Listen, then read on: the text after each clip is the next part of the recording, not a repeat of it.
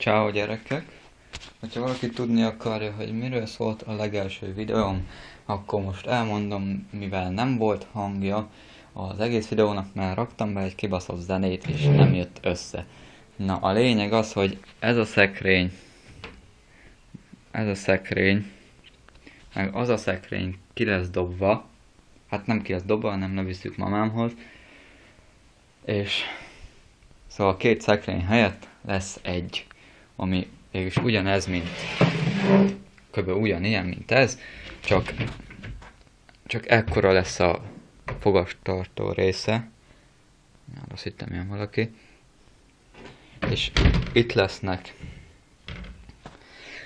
lesz 3 polc, ilyen kis polc, amiben rakhatom a kisebb dolgaimat.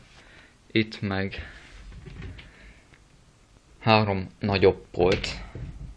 Szóval lesz az okniknak, meg ilyeneknek, sapkáknak, meg ilyeneknek. Ott lent polc, itt meg a pólóknak, meg minden másoknak, matyáknak, meg mindiknek. Szóval, és ennyire szólt az egész videó, a legelsőm. Szóval, bocs, hogy nem volt hang, és tényleg sajnálom. Ez ki lett küszöbölve ennyivel, remélem beéritek, hogyha nem, akkor ez van. Sajnálom. Sziasztok!